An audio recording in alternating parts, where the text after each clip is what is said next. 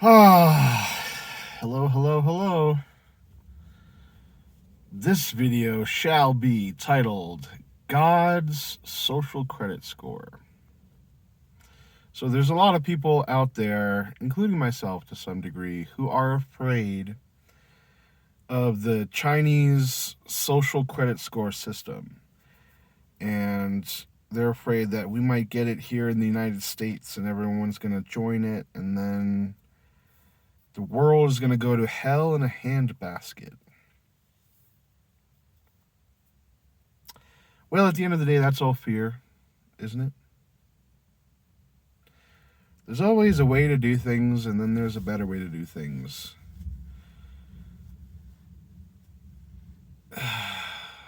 Is it the best way to do things to have a social credit score? A score that sums up what your value is or what your worth is to society based on a list of factors like whether you donate, or maybe how much money you make, or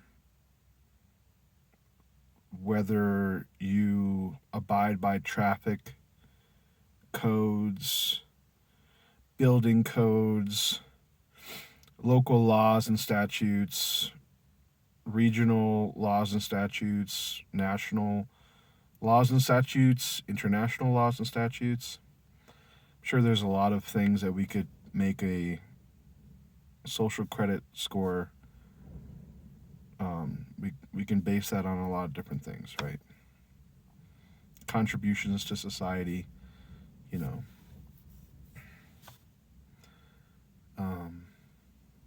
Criminal history. So that's the social credit score. And are we going to get it here? Maybe. I kind of think it's coming. I think we will get it here in the United States of America. And is that a bad thing? I think it I think there's going to be some bad parts to it, and I think there's going to be a lot of good as well. The thing is that we live in this enclosed system anyway. We live in the physical realm, and we also live in the spirit realm, and we also live in the soul universe, all at the same time. So, make sense of that. Put that in your pipe and smoke it. See what you can do with that. I often don't know. But, we live in an enclosed system, and according to the Divine Truth teachings,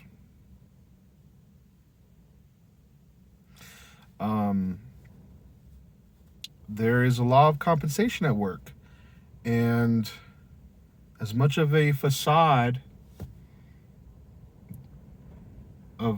that you'd like to make and place up and present to others in the world, as big of a facade you have, or as many facades that you have, if it can be said that you have different facades, the truth is that everything about you and who you are and what you do is already known by a lot of people, including one very important person, I might say, and that is God.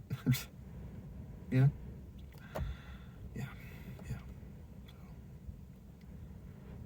God, as many in the West like to call him. I heard a Native American term for God today. It was like Thelunkius or something. It was kind of cool. It means grandfather. I think it was a Hopi term. I don't know, but I thought that was cool. God knows. He's like Santa Claus. Or maybe Santa Claus is like him, He knows if you've been good and if you've been bad. And the nice thing is that he's not as judgmental. He doesn't have a naughty list per se. It's just a list. It's an honest, simple, basic list of everything you've ever done. And we are like, I think the fear about the social credit score system is that if the ethics behind that system are corrupt and not very loving, then it's going to lead to bad ends. People are going to be blamed and judged for things they've done long ago, or maybe they've changed in some way, and they're still blamed and lambasted and what have you. And that's not very nice. And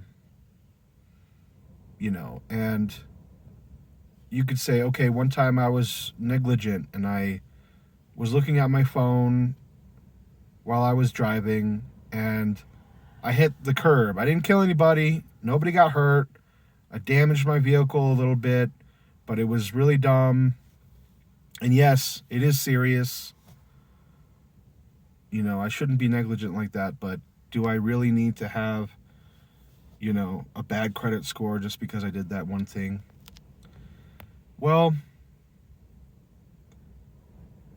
I think it's important to note your fear of a social credit score system being unfair, being corrupt, being unjust, whatever you think. But it's also important to acknowledge that there is already a moral system in place that you cannot extricate yourself from. You cannot pull yourself away from right now, in effect, as we speak. And that is God's social credit score system, to be tongue-in-cheek about it. It's really, I guess, God's system of, law of attraction and law of compensation, and I think maybe the laws of repentance and forgiveness go into that as well, to some degree. But it's where all the trauma that you've experienced in your life and you have decided not to feel, and all the unloving things that you've ever done, and that you don't want to feel the pain of the cause of the pain that you've caused yourself and others, all of those have real world effects. All that lack of processing has real world effects in your world right now. And we'd like to get it, we might like to get it. The thing is, this is what I'm saying. Like, if there's a social credit score system in place and we feel bad effects from that system, it's not any more powerful than the system that we are already under right now. So if my low potential social credit score means I can't get a loan, well, my low God's social credit score system prevents me from being happy. And it also prevents me from getting a lot of really good things in my life, from having fortune and all kinds of other wonderful, pleasurable, enjoyable experiences. So I think that's an important thing to remember.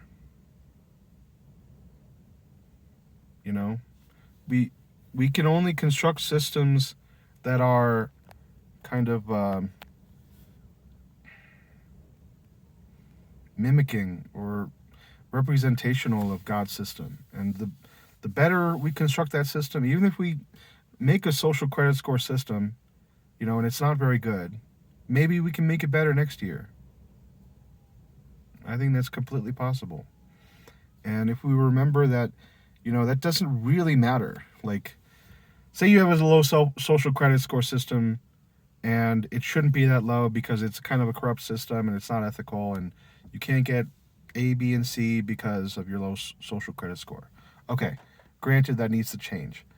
But whatever effects that society places upon you, like, it's entirely possible that you do a loving thing that society thinks is unloving, and then you get bad effects because of that loving thing that you have done.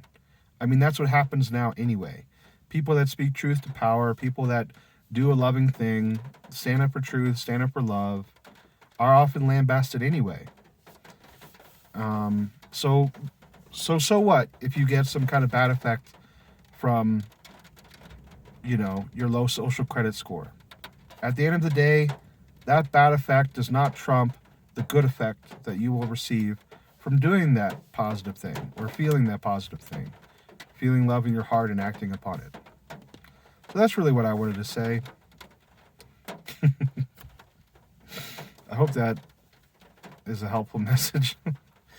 And lastly, I just want to say, I kind of, on the whole privacy debate, I kind of wish that there was a ledger of all of my purchases that I could share publicly with everybody.